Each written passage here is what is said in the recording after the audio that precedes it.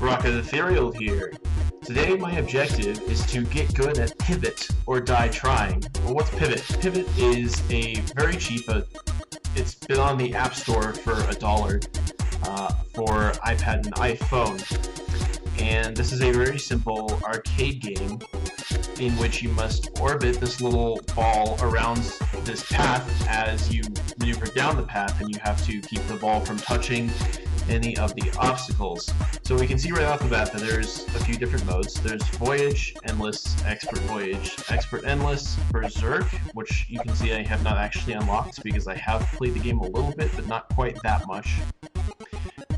Random Endless, Random Expert Endless, and Looper. Now Looper is actually DLC that you have to pay for.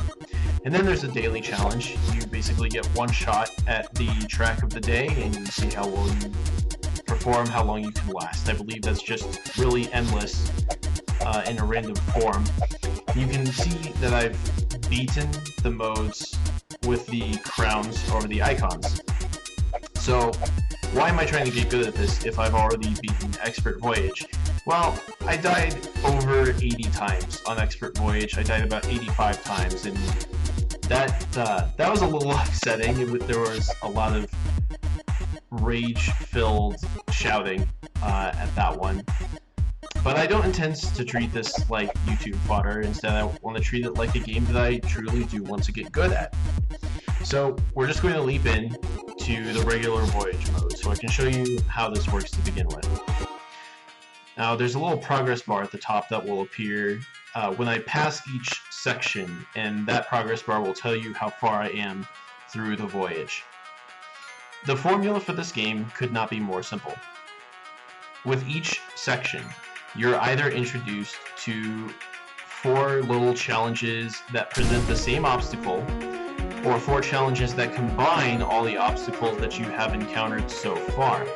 So what the game does is it gradually increases your basic knowledge about the obstacles you're fighting. It forces you to either remember how to get around these obstacles, or just train you to be fast enough to overcome them. Now, I died several times when completing the regular Voyage the first time, but I think I'm making this one look pretty easy, and after having the Expert Voyage, it is pretty easy. There's a possibility I'm going to screw up at some point here, but you can see it's pretty simple, and it's not very difficult right now. It's probably not going to be very difficult for the entirety of the basic Voyage, although, as I said, I'm still going to screw up a little bit. So it's showing you right now that I died 16 times during the first time I completed the Voyage, the only time I completed the Voyage, and it's also tracking the number of times I have died. So you can imagine that when I was trying to beat Expert Voyage and my number was rising into the 60s, 70s, and 80s, how this game could be really freaking frustrating. But it's frustrating in the best kind of way, because I've seen lots of those masochistic games where it's just about, oh, is this challenge too much for you? And it's just that oftentimes that challenge is executed really poorly. The way the game wants you to get better at it needs to be executed in such a way that you feel like you can actually get better at it, and it's not just about rote memorization, like with I Want to Be the Guy, because that's exactly what I Want to Be the Guy is. It's about rote memorization and enough coordination to execute the information that you're memorizing. With this, as I said, it's not just about memorizing the patterns themselves, it's giving you the patterns to give you an idea of what's coming up, in a sense, because it combines all of those patterns together quite frequently. But I find that instead of memorizing them, I've just become better at reacting quickly to what I'm seeing. You can see from the progress bar that I'm almost done with this Voyage, and it has been fairly effortless. As I said, you saw me mess up that one time, but I'm on almost the last section now.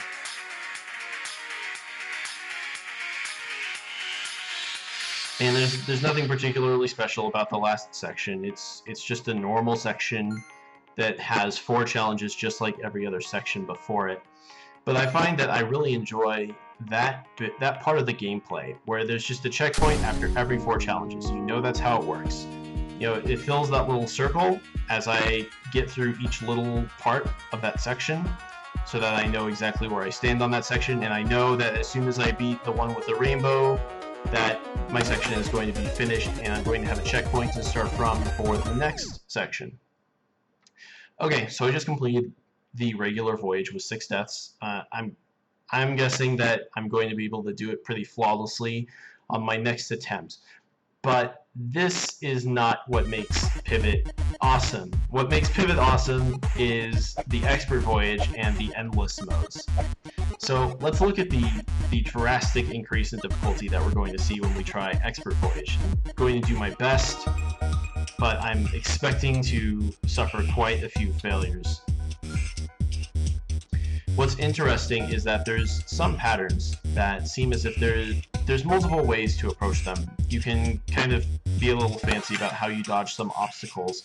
Not so much the ones like these that are simply just alternating. That was a foolish death.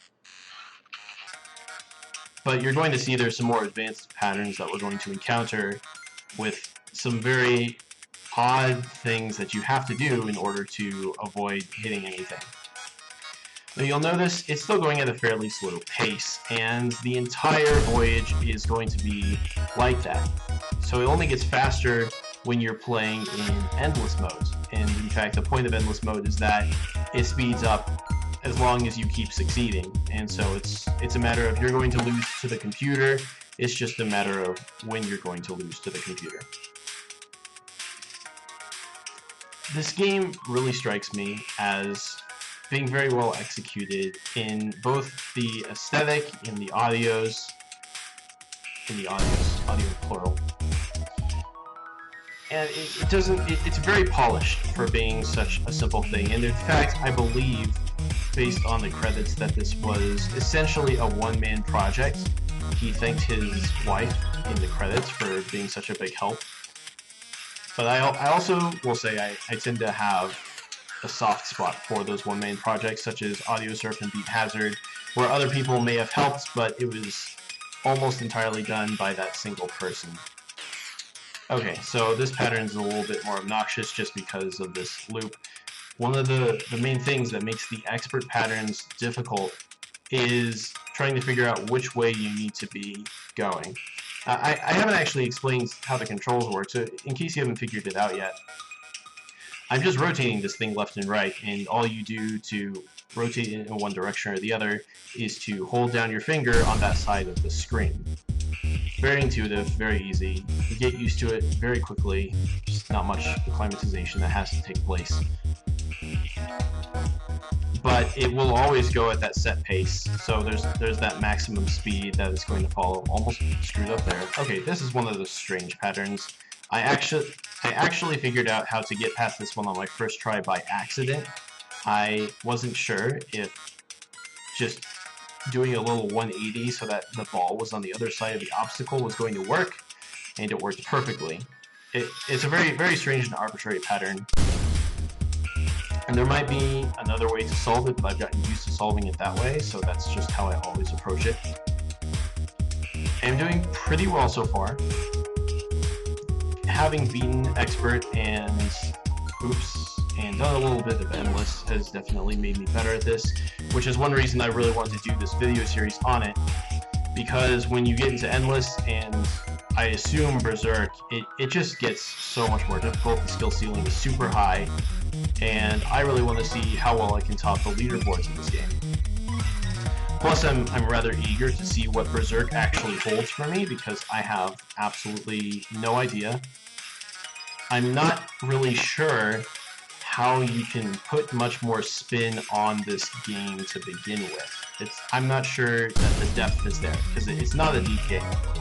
It's not very nuanced at all. That's just making me wonder what Berserk actually looks like. Oh, that was incredibly close.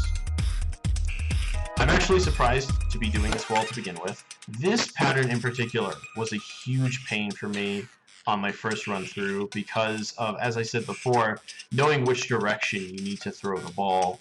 It gets a little bit confusing, especially when you're under pressure. And frankly, I'm amazed that I'm doing this well just while I'm talking about it, because normally that would take a bit too much of my focus away. But no, I'm definitely saying that I have improved since the last time I played it. Let's see where I am on my progress bar, because I have not been paying attention to that whatsoever. I really have to give it to this guy for coming up with this idea, because this is an incredibly unique game. I really have not seen anything like this before. If I had to guess, if I was told that this had been done before and I had to guess where, I would say a Flash game. I'm sure something like this might have been done in a Flash game, just because there's so many Flash games that really follow this rule of something that's super simplistic. Okay, so I'm about halfway through the expert voyage. I've died very few times. I think it's definitely possible that I could get a flawless run in the future, just not yet, because I am still screwing up a little bit, and there are some harder obstacles coming up. Near the end, there's one obstacle in particular that just, it has a very fluid feel to it, and instead of using the same concrete method for passing it each time like I have been doing with all of these other obstacles, it's more about actually reacting to the position of the obstacle relative to the track itself, which makes it much more challenging. It kind of breaks that rule that the rest of the game has, where there is a way that's guaranteed to always get you through, and I'm not seeing that with this other obstacle that's toward the end. And I'll let you know when it comes up, but I think you're going to be able to tell which one it is, to be perfectly honest, because it really doesn't quite make sense with the rest of the gameplay. I'm not saying that's bad. This is a nasty obstacle right here. Okay. I did die a lot on this one as well. There is a solid method of doing this, but it's very difficult to execute. There we go. But as you're noticing, every time it introduces a new element, a new obstacle, it makes you go through that obstacle 4 times in a row before you move on. So it's like training you. It's guaranteeing that you're going to be equipped to deal with it again. You might fail, but at least you'll have done it several times before, and you'll have an inkling of how to handle it. Even if you forgot it existed and didn't memorize it, whatever the case. To me, that's one of the things that makes this game a great case study for player psychology, and how it is important to train your players to play a game correctly, or to play a game well, how to equip them with the knowledge they need in order to handle the challenges that are coming. This is basically that idea parsed down to its most simple form, which I think is really cool, because it alone makes for really fun and engaging and, dare I say, addictive gameplay. I commented to my flatmate earlier that I wanted to keep playing this game. It was just so difficult because it really puts a strain on the eyes to actually be playing it, at least. Okay, so 10 deaths so far. I'm actually truly surprised at how well this is going. I did not expect to be performing this well at all, but that kind of goes to show you exactly what I'm talking about how it really successfully trains you. Oh gosh, oh, that was very close. That's not a difficult obstacle, I shouldn't be struggling with that. I am starting to come up on the end here, and you can really see how all the obstacles are just accumulating, so it doesn't leave any obstacles behind. If you encountered the obstacle earlier, there's a chance you will encounter it again during these sections that mix and match obstacles. And I believe that is just purely random. Surprisingly, this obstacle is probably the easiest in the entire expert voyage, because while it looks intimidating, you can always pass through it by keeping your ball stationary, because it always uses that little right angle. I just think that's a little bit of an interesting obstacle in that it looks difficult, but it's just not. That was needless, similar to all the other deaths I've experienced so far.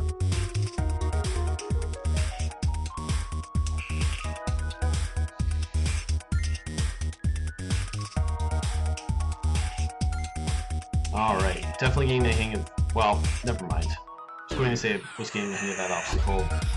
It's one of those instances where you know exactly what you want to do, and you just fail at doing it.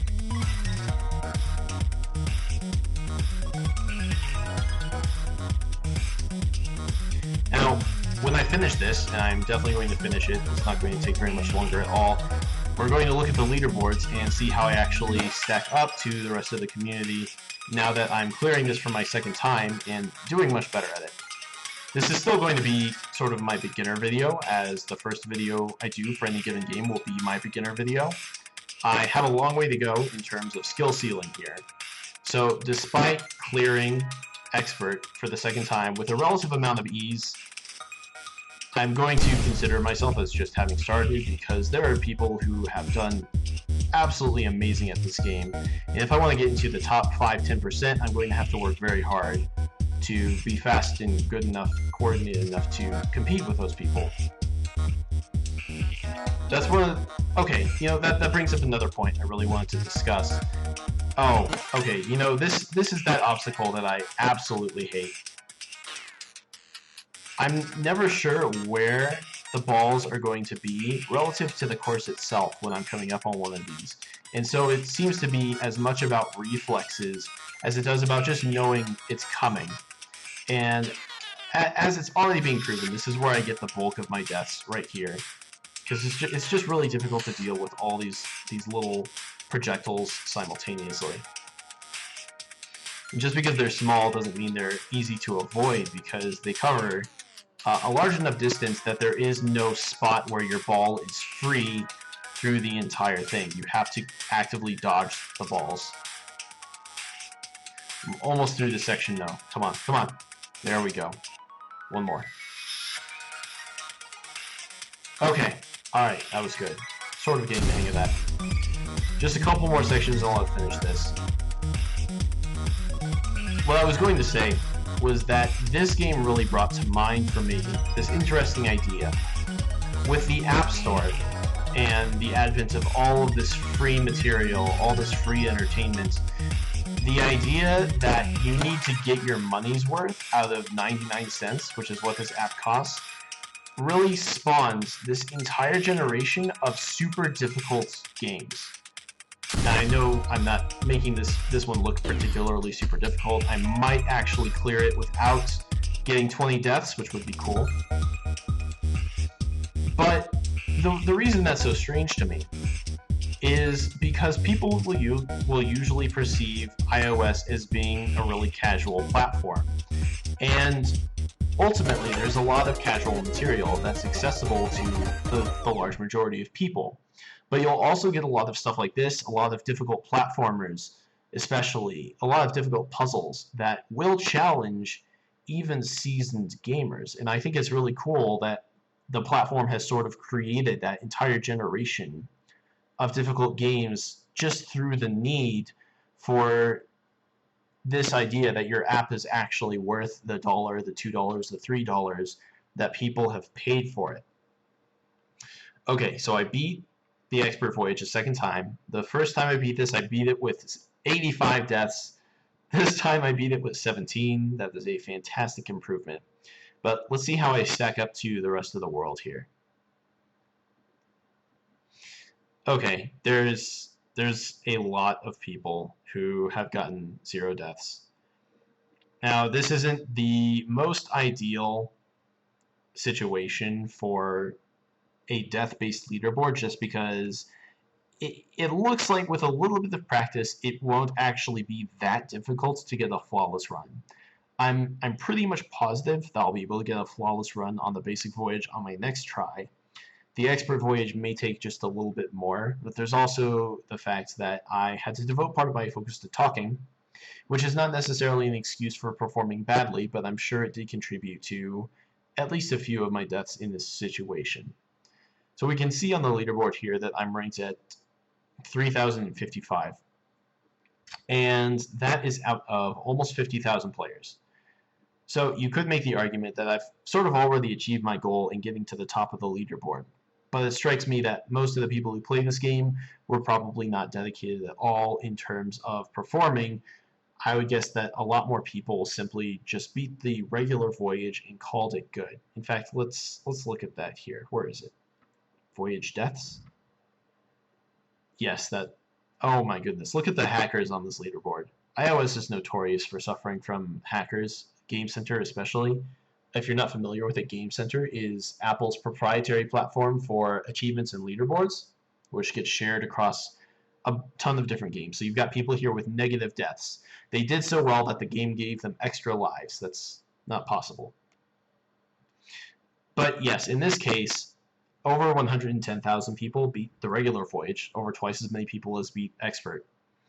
And in this case, is it even going to tell me? Okay, I was in 21,000, which isn't bad, but not even as good as I did in Expert. So I still have a bit of work to do, but the majority of the work is not going to be in clearing Voyage with fewer deaths. Instead, it's going to be a matter of clearing the endurance levels, the endless levels, because I'm expecting that those are going to be very difficult.